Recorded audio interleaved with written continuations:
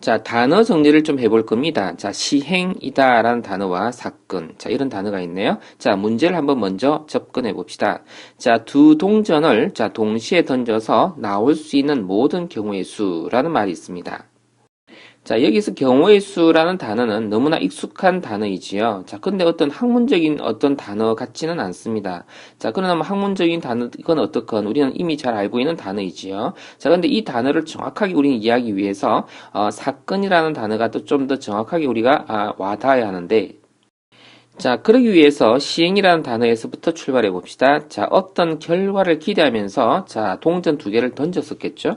자, 두 동전을, 던지는 것, 트라이얼, 시도를 한번 해본 겁니다. 자, 그걸 시행이라 하겠고. 자, 그러면 그것을 어떤 결과를 기대한다 그랬는데요. 어떤 결과들이 있을 수 있느냐, 모든 가능한 경우요. 자, 그것을, 표현할 수 있는, 이해할 수 있는, 어떤 표기법으로 쓸 수 있겠죠? 자, 앞면을 내가 이렇게 H라고 적었습니다. 헤드.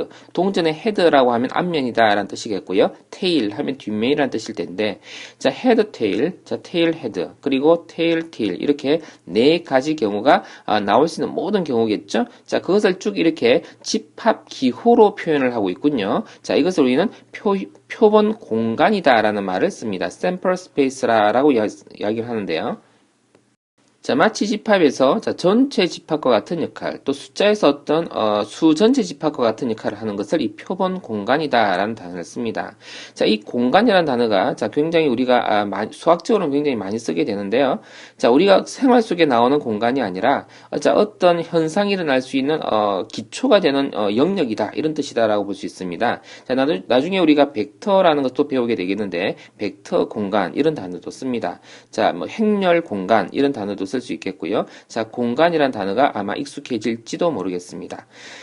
그리고요, 자, 우리가 뭐, 좀 더 확장해 생각해 본다면, 자, 시공 이런 말 들어봤나요? 자, 시간과 공간, 이런 뜻인데, 자, 시간과 공간을, 포함시켜서 하나의 또 공간이라고 좀 추상적으로 우리가 단어를 쓰기도 하네요. 자, 어떤, 기초가 될 수 있는 영역, 자, 이것을 우리는 공간이라는 용어를 썼는데, 표본 공간이다라고 여기서는 사용하고 있습니다. 샘플 스페이스라고 이야기하겠고요.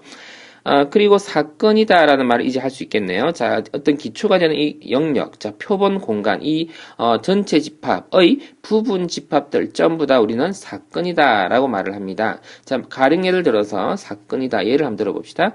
두 동전을 동시에 던져서 앞면 한 개가 나오는 사건. 자, 이렇게 한다면 뭐가 됩니까? 자, 전체 집합과 같은 이 표본 공간 중에서 앞면이 한 개 나오는 사건. 자, 어떻게 나열해 볼 수 있죠? 자, 이것도 그러면 부분 집합이라고 표현해서 집합 기호로 표현할 수 있겠네요. 자, 앞면, 뒷면 나온 것을 생각할 수도 있겠고, 자, 뒷면, 앞면 나온 것도 생각할 수 있겠죠? 자, 한 집합을 우리가 표현할 수 있었네요. 자, 이것도 이름을 한번 주어볼까요? 요것을 뭐, A라는 사건, 이런 식으로 이름을 줄 수 있습니다. 자, 이렇게 볼 수 있겠고요. 자, 그러면 얼마든지 이 사건의 종류들이 있을 수 있겠죠. 자, 근원 사건이라는 것, 이 뭔 말이냐면, 표본 공간에 있는 그 원소 하나를 집합으로 가지는, 사건으로 가지는 것을 근원 사건, 이것도 근원 사건. 자, 이거 한 개를 가지고 있죠. 자, 이것도 근원 사건. 자, 근원 사건을 그러면 총 4개까지 가질 수 있겠군요. 자, 사건의 종류 중에 하나입니다. 자, 전 사건. 자, 전 사건은 전체 집합을 우리는 전 사건이다라고 이야기합니다. 자, 이것 말고도 공 사건도 있군요. 원소를 하나도 가지지 않는 거. 자, 이것 말고도 얼마든지 사건의 종류는 얼마든지 있을 수 있겠죠. 또 A라는 사건도 있겠고 B라는 사건도 있겠고 아니면 둘 다 앞면인 사건의 경우의 수, 사건을 이야기할 수 있겠죠. 자, 우리가 그 앞서 이야기했던 경우의 수라는 단어가 곧요. 이러한 사건의 원소 개수다라고 우리는 생각할 수 있을 것입니다. 그렇죠? 자, 그래서 사건의 원소 개수다라는 것을 어떤 수학적 용어로 사용하는 거겠고 이 경우의 수라는 것은 어떤 수학적인 용어라기보다는 우리 경험적인 용어다 이렇게 볼 수 있겠어요. 자, 그리고 하나 더 언급하자면 그럼 이렇게 할 수도 있겠네요. 자, 여기 가서 자, 우리가 그 용어를 이렇게 본다면 두 동전을 동시에 던져서 앞면이 한 개가 나오는 경우의 수 이런 말을 우리가 자주 언급을 하잖아요. 자, 그럴 때는 우리 어떻게 표현하겠어요? 그렇죠? 이렇게 씁니다. 집합의 원소 개수라고 생각해서 이런 식으로 표현할 수 있겠죠? 자, 지금과 같다라고 한다면 그렇죠? 2다라고 쓸 수 있는데 그것을 우리는 경우의 수다라고 우리는 표현할 수 있겠죠. 자, 그래서 우리는요, 자, 그 밑에 사건의 어떤 연산을 한번 봅시다. 자, 우리가 집합 연산에서 합집합, 교집합, 뭐, 차집합, 여집합, 뭐 이런 것들을 다루었었죠. 자, 비슷하게 사건의 연산에서도 뭐 사건의 연산이란 용어를 뭐 그렇게 쓰지는 않지만, 내가 한번 써봤습니다. 자, 표본 공간 S의 두 사건 A, B가 있다라고 한다 할 때, 자, 그 두 사건에 대해서, 그쵸? 전체적으로 다 표현해 준 거, 그쵸? 또는 A 사건이거나 B 사건이거나 이렇게 또는의 연산을 적용한다 할 때 우리는 합집합 기호를 써서 표현을 하겠네요. 자, A와 같은 현상도 일어나고 B와 같은 현상도 일어나고 그리고 관계. 자, 그럴 때 우리는 곱사건이다라는 용어를 쓰게 되겠습니다. 자, 그리고, 자, 배반 사건. 이 뭔 말이냐 하면은요, 자, A 사건과 B 사건이 동시에 일어나지 않을 때, A 사건과 B 사건의 관계를 우리는 배반 사건 관계다라고 합니다. 자, 그러니까, 이것은 뭐 집합 연산, 사건 연산, 연산이다라기보다는요, 관계다라고 보는 게 더 옳겠죠. A 사건과 B 사건이, 공통되게 발생하지 않는다라고 할 때, A와 B가 집합에서는 이것을 우리는 서로소 관계다. 이렇게 이야기했었죠. 자, 사건에서는 배반 사건 관계다. 이렇게 이야기를 하겠습니다. 자, 그리고 여사건요. 자, 여사건이라는 그 사건이 일어나지 않는 사건을 말하겠죠. 자, 그래서 우리가 충분히 그 사건 연산에 대해서 생각을 해볼 수 있겠고, 자, 배반 사건과 여사건 학생들이 조금 헷갈려 하는 경우가 있는데, 여사건은 A를 제외한 사건의 그 근원 사건 원소들을 다 나열한 거라고 볼 수 있겠고요. 자, 배반 사건이라는 것은 어떤 연산이 아닙니다. 그렇죠? 이것은 A와 B 사이의 관계를 말하는 거예요. 자, 그래서 표현을 한번 바꿔주면 B가 A의 여사건이다 라는 말은 무슨 말입니까? 자, 이런 말인 거겠죠? B가 만일에, 자, A의 여사건이다. 이렇게 표현을 한다면, 자, A와 B는 배반 사건이라는 말은 될 겁니다. 자, 그쵸? A 집합이라는 거, 여사건이라는 것이, 교집합, 그쵸? 공사건, 자, 공사건이란다. 곱사건이라는 것은, 존재하지 않을 테니까요. 공사건이 될 테니까요. 자, 표현을 한번 써볼까요? 자, A라는 것과 A 여사건의, 자, 곱사건이요. 자, 사건이 되겠죠? 자, 공집합. 이런 형태가 되겠죠? 자, 그래서 어떻게 해요? A와 A 여사건과의 관계는요, 배반 사건이다라는 용어를 쓰겠죠. 자, 근데 A와 B가 배반 사건이라고 해서, B가 A의 여사건이 되는 건 아니겠죠. 역과정이 성립하지 않는다라는 이야기인데 역과정을 한번 잠깐 살펴볼까요? 자, 어떤 집합을요. 자, 이렇게 생각해 볼까요? 자, 전 사건이다라고 해보겠고, 자, 그리고 A라고 하는 사건이 있다라고 합시다. 자, 그리고 어떤 B 사건이 있다라고 한번 해볼까요? 자, 그러면, 자, A 사건과 B 사건이 배반 사건 되게 만들었습니다. 자, 그런데 B가 A의 여사건인가요? 그건 아니잖아요. 그죠? 자, 이건 지워놓겠습니다. 자, 이가 되겠죠? 자, 예를 한번 볼게요. 자, 주사위를 던질 때, 자, 한 개의 주사위인 같습니다. 자, 소수가 나올 사건을 A라고 합시다. 자, 짝수가 나올 사건을 B라고 해볼게요. 자, 이것을 오늘 이름을 주어봐서 이렇게 써볼까요? 자, A라는 사건을, 자, 이렇게, 집합 기호를 써서, 자, 2, 그리고요, 3, 그리고 5, 이렇게 한번 써봤습니다.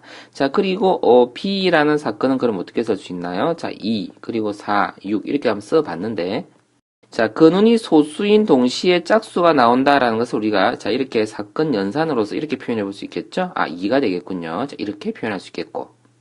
자, 그 기호를, 자, 우리가요, 표현하자면 이렇게 할 수 있겠죠? 자, 이제 조금 익숙해져야 되는데요. 자, A 곱사건에 대한 개수를 우리는요, 1, 이런 식으로 표현할 수 있다고요. 경우의 수를 물었기 때문에. 자, 그리고 그 눈이, 자, 소수이거나 짝수인 경우의 수다라고 했습니다. 자, 이건 바로 한번 이렇게 써볼까요? 자, 이거나 했기 때문에 합사건을 연상할 수 있겠고, 그 원소 개수를요, 경우의 수다라고 할 수 있을 것이니까, 자, 그것을, 자, 이러한 연산, 매우 유명한 연산이 되는 거죠. 자, 우리 집합 연산에서 너무나, 익숙하게 잘 봤던 내용이네요. 그죠? 자, A 곱사건 B를 뺀다라고 보면 되겠습니다. 자, 그러면 어떻게 됩니까? 자, 3개 더하기 3개 빼기 얼마죠? 자, 1개가 되어서, 자, 5개. 이렇게 우린 경우의 수를 셀 수 있겠죠.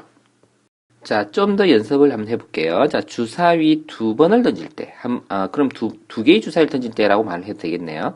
자, 첫 번째에 소수가 나오는 사건을 A라고 합시다. 두 번째에 짝수가 나오는 사건을 B다라고 해볼게요.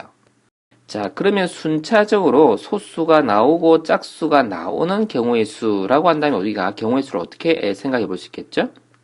자, 우리는 경우의 수 단원에서 이것을 곱의 법칙 이렇게 해서 이런 식으로 표현해 본 적이 있었죠. 자, 세 가지 곱하기 세 가지 이런 식으로요. 자, 충분히 생각할 수 있죠. 자, 그런데 이것을 어떤 표기법에 적합하게 한번 표현을 해 볼게요. 왜냐하면 이게 근원 사건을 근간으로 해서 뭔가 생각을 해줄 때, 자, 나중에 좀 복잡한 문제들이 헷갈리게 될 때에 풀어낼 수 있는 어떤 단서가 될 수 있습니다. 자, 그러면 순차적으로 주사위를 두 번 던진다라고 하는 것에 대해서, 자, 우리가요, 자, 어떤 표본 공간을 다 말한다면은, 자, 아마 이런 식으로 표현할 수 있을 거예요. 1 나왔을 수도 있을 것이고, 1, 2가 나왔을 것이고, 1, 3. 자, 이런 식으로. 자, 앞에 계산하면, 전부 다 계산하면 몇 가지가 나오겠나요? 엄청 많이 나올 겁니다. 그죠? 36가지가 될 텐데, 이걸 다 적을 수는 없겠죠? 자, 그것을 우리가 기호로 표현해서 첫 번째의 소수가 나온 사건은 A다라고 했는데, 자, A라는 사건을 표현한다면 아마 이렇게 될 것입니다. 자, A라는 사건 안에는요, 자, 2가 처음에 온다라고 했기 때문에 2,1 이런 식으로요. 자, 2,2 이런 식으로 될 거고, 자, 또 이거 쭉 나열해 가서, 자, 그쵸? 자, 3,1 또 그리고요, 또 3,2 이렇게 나갈 겁니다. 근데 이걸 우리가 지금 계산하고 있으려면 너무 멀잖아요. 그죠? 자, 그래서 지워두고, 자, A 곱사건 B다라는 것을 먼저 한번 나열해 볼게요. 자, 이러면 좀 더 낫겠죠? 자, A 곱사건 B를 우리는 지금 찾기를 원하는 거니까. 자, 그럼 첫 번째는 소수가 나오고, 두 번째는 짝수가 나오고, 이런 식으로 표현할 수 있겠죠? 자, 그래서, 2, 그리고 4, 이런 식으로 말이에요. 자, 이렇게 하면, 어떻게 되겠나요? 자, 이렇게 되겠네요. 자, 한번 나열 한번 해볼까요? 자, 3,2가 되겠고요. 또 3,4 그리고 3,6. 자, 우리가 좀 번거롭지만 익숙해지는 과정 중에 있기 때문에 자, 근원 사건에서부터 출발해서 뭔가를 생각해내고 있기 때문에요. 자, 이렇게 한번 나열해보고 있습니다. 자, 5,6 이렇게 말이죠. 자, 그렇게 해서, 자, 그렇게 나온 모든 경우의 수는요, 자, 이렇게 number of A 곱 B라고 표현했어요. 그쵸? 9가지. 이렇게 쓸 수 있겠고, 자, 물론 우리, 코보이 법칙에서 생각했던 것처럼요, 자, 3 곱하기 3, 이와 같이 우리는 계산하는 게 더 익숙한 게 맞겠습니다. 자, 그리고 또요, 첫 번째 소수가 나오거나 두 번째 짝수가 나오는 경우의 수라고 한다면, 그쵸? 이거는, 합사건의 개념으로 접근해야 되겠죠? 자, 이것도 그러면 이렇게, 기호로 표현 한번 해볼게요. 자, 이렇게 생각할 수 있겠나요? 자, 그러면 또 유명한 식이 나왔네요. 그죠? 자, A에 대한 원소 개수, 그쵸? B의 원소 개수에서, 자, A와 B의 곱사건의 원소 개수를 뺀다. 라고 보면 되겠죠? 자, 그러면, A의 원소 개수는 모두 몇 개겠습니까? 자, 첫 번째 소수가 나오거나 이렇게 했어요. 좀 전에 내가 전체를 다 한번, 그쵸? 표본공간을 다 나열해 봤었잖아요. 자, 그런 관점에서 A를, 생각해 봐야 됩니다. 자, 처음에 소수가 나오거나 했는데, 처음에 소수가 나오는 경우를 우리는 어떻게 생각할 수 있습니까? 자, 처음에 소수 2가 나오고, 두 번째에는요, 뭐가 나오든지 간에 상관없죠. 처음에 2가 나왔을 때, 2가 나오고, 그 뒤에요, 뭐가 나오든지 상관없잖아요. 그죠? 자, 이렇게 해서 총 6가지 나오죠. 자, 그리고, 2가 아니라 3이 오고 또 뒤에 아무거나 온다라고 할 때 이것도 총 6가지 나오죠. 자, 그리고 5에 대해서도 뒤에 아무거나 온다라고 할 때 총 6가지 나오죠. 자, 그것을 다 우리는 생각해 볼 때 어떻게 하면 됩니까? 자, 곱의 법칙으로 생각해 볼 때 3 곱하기 6이다. 이렇게 볼 수 있겠습니까? 자, 마찬가지로요.